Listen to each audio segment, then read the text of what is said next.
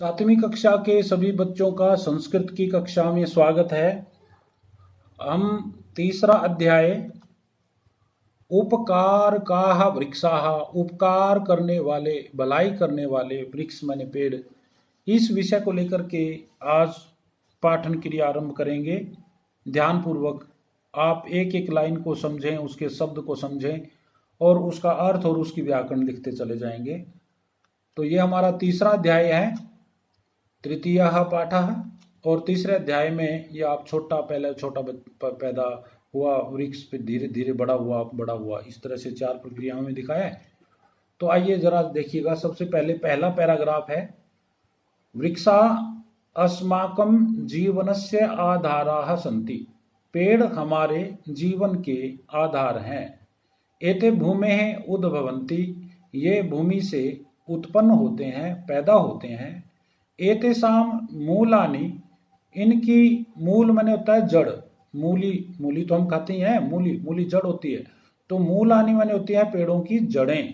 पृथिव्याम, पृथ्वी में, धरती में, दूरम दूरम ततानि भवन्ति, दूर दूर तक फैली होती हैं। ततानि होती है फैलना, दूर दूर तक फैली होती हैं। मूलानाम उपरिष्ठात् वृक्षस्य प्रकांडः भवति, और जड़ों के ऊपर पेड़ का तना होता है। अब यहाँ पर देखिएगा, मूलानाम जड़ों के, उपरिष्ठात् ऊपर, वृक्षस्य पेड़ का, प्रकांडः माने तना, भवति माने होता है।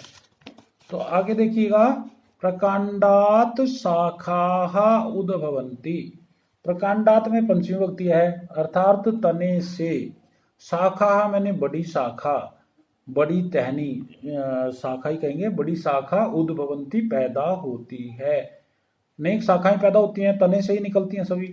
तो शाखाभ्यः प्रशाखाः संभवन्ति, और बड़ी बड़ी शाखाओं से छोटी छोटी टहनियां उत्पन्न होती हैं। शाखाभ्य बड़ी शाखाओं से, प्रशाखा मैंने छोटी टहनियां, संभवन्ति पैदा होती हैं। एतासु प्रशाखासु एव, इन छोटी टहनियों में ही, पत्राणि पत्ते, पुष्पाणि फूल, फलानि और फल, फलानि च और फल, भवन्ति मैंने होते हैं। तो आपने ये पहला पहरा पढ़ा है, इसके अंदर ये बताया है कि पेड़ हमारे जीवन के आधार है। ये धरती में उगते हैं, इनकी जड़ें धरती में दूर दूर तक फैली होती हैं।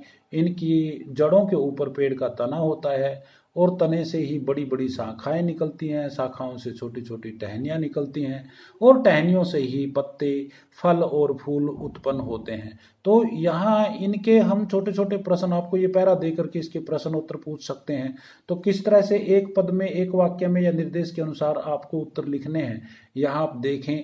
जैसे वृक्षाः अस्माकं जीवनस्य आधाराः सन्ति, ये पहली लाइन है। इस लाइन में से हम आपसे पूछ सकते हैं कि के अस्माकं जीवनस्य आधाराः सन्ति, अर्थात कौन हमारे जीवन के आधार हैं। तो आपने लिखना है वृक्षाः अस्माकं जीवनस्य आधाराः सन्ति। अगर एक पद में पूछें तो वृक्षा हो जाएगा, और पूरी वाक्य में पूरा वाक्य हो जाएगा।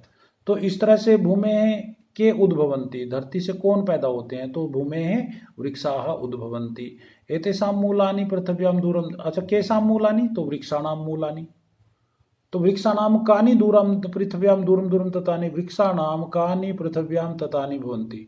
तो वृक्षाणां मूलानि पृथिव्यां ततानि भवन्ति। अब यहाँ इसके बाद है मूलानाम उपरिष्ठात् किम भवति, वृक्षस्य किम भवति।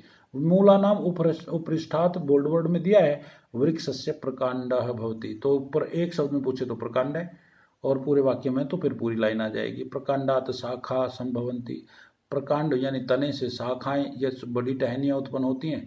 शाखाभ्य प्रशाखा, और बड़ी शाखाओं से छोटी छोटी टहनियां निकलती हैं, संभव होती हैं, उत्पन्न होती हैं। एतासु प्रशाखासु, इसी तरह से इनमें प्रश्न बन सकता है, प्रशाखा काव्य उत्पवन्ति, तो प्रशाखा शाखाभ्य उद्भवन्ति।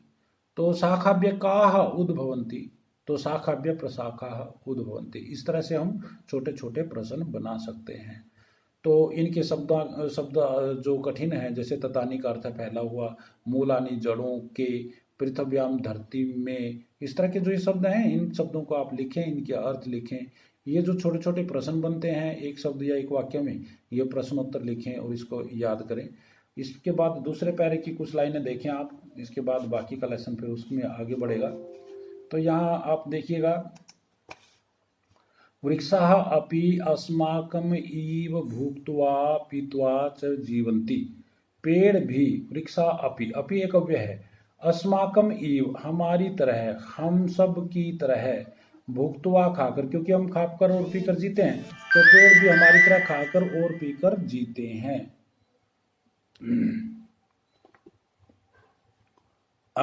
मूलानि वृक्षाणाम पादः भवन्ति। अब पाद मैंने होता है पैर, पाद मैंने क्या होता है पैर, तो वृक्ष मूलानि जड़ें, वृक्षाणाम पादाः भवन्ति, पेड़ों के पैर होती हैं, जड़ें पेड़ों के पैर होती हैं, क्योंकि सारा पेड़ किन पे खड़ा होता है, जड़ों के ऊपर। जैसे हम अपने पैरों के ऊपर खड़े होते हैं तो वृक्ष अपनी जड़ों के ऊपर खड़े होते हैं।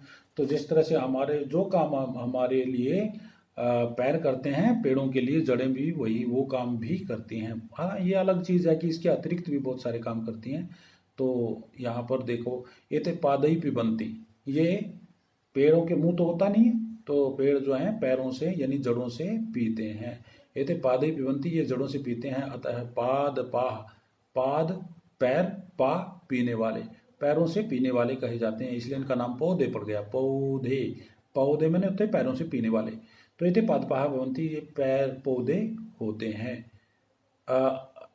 अतः पादपा कथ्यन्ते तक हम यहाँ पढ़ेंगे, बाकी का अध्याय दूसरे वीडियो में आएगा। तो आपने ये जितना लेसन पढ़ लिया है, इसका हिंदी अनुवाद लिखें, इसके कठिन शब्दार्थ लिखें, और इसके अंदर जो प्रश्न है उन प्रश्नों को निकाल करके लिखने का प्रयत्न करें। मैंने एक एक प्रश्न का इशारा किया है, आप लिखने की कोशिश करें। धन्यवाद।